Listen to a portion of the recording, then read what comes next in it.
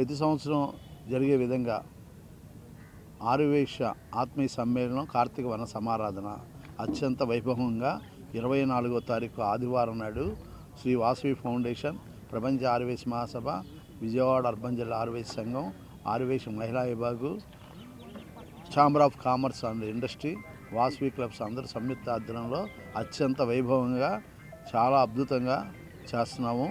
ఈ కార్యక్రమానికి సుమారుగా సత్యనారాయణ స్వామి వ్రతాల్లో సుమారుగా 1500 నుంచి 2000 మంది వరకు దంపతులు కూర్చునే అవకాశం ఉంది.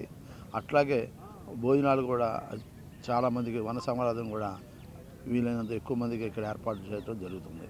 అదేవిధంగా ఈ వన సమారాధన దీంట్లో అనంతరం పూజ అనంతరం బాలస్వామి గారని తెనాలి శృంగేరి మఠ వారసుడు, ఆయన కూడా పరంపరలో ఆయనకుడు, ఆయన ప్రవచనం ఉంటుంది. శ్రీ వాసవి వైభవం మీద ఆయన ప్రవచనం చెప్తారు. తర్వాత అలాగే శివస్వామి గారు కూడా వస్తారు. ఆయన కూడా శుభాశీస్సులు అందించి ఈ కార్యక్రమానికి ఆయన కూడా ప్రవచనం చెప్పే అవకాశం ఉంది. కనుక మీ అందరికీ కూడా మీడియా ద్వారా, పత్రికా ప్రకటన ద్వారా మీ అందరి ద్వారా పబ్లిక్ తెలియజేసి ఈ కార్యక్రమాన్ని విజయవంతం చేయవలసిందిగా ప్రజలందరినీ, ఆర్యవైశ్యులందరినీ కోరుతున్నాం. జై వాసవి, జై జయ వాసవి.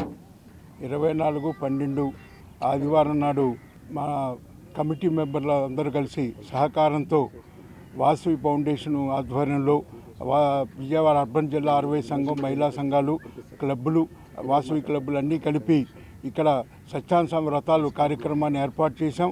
ఆ కార్యక్రమాన్ని అందరూ జయప్రదం చేయాలి. మన ప్రతి సంవత్సరం కూడా మేము ఈ రకంగా కార్యక్రమాలు చేస్తూ వస్తున్నాము.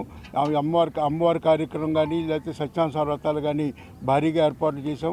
రేపు జరగబోయే కార్యక్రమం మీ మీడియా ద్వారా మా అందరికీ తెలియపరిచి ఆర్యవైశ్యులు అందరూ కూడా ఈ కార్యక్రమంలో పాల్గొని జయప్రదం చేయవలసిందిగా మీ ద్వారా కోరుతున్నా. ఈ వాసవి, జయ జయ వాసవి. 24/11/2024 ఈ బొబ్బూరు గ్రౌండ్లో వాసవి ఫౌండేషన్, విజయవాడ అర్బన్ జిల్లా ఆర్యవైశ్య సంఘం, విజయవాడ అర్బన్ జిల్లా మహిళా విభాగం, ప్రపంచ ఆర్యవైశ్య మహాసభ, విజయవాడ ఛాంబర్ ఆఫ్ కామర్సు వారి సంయుక్త ఆధ్వర్యంలో ఆర్యవైశ్య ఆత్మీయ సమ్మేళనం కార్తీక వన సమారాధన ఆదివారం ఉదయాన్నే సత్యనారాయణ స్వామి పూజలు చేస్తారు. వ్రతాలు ఉంటాయి. ఆ వ్రతాలు అయినటువంటి తదనంతరం భోజనాలు ఉంటాయి. అందరూ కూడా ఈ కార్యక్రమానికి విచ్చేసి జయప్రదం చేయవలసిందిగా కోరుచున్నాను.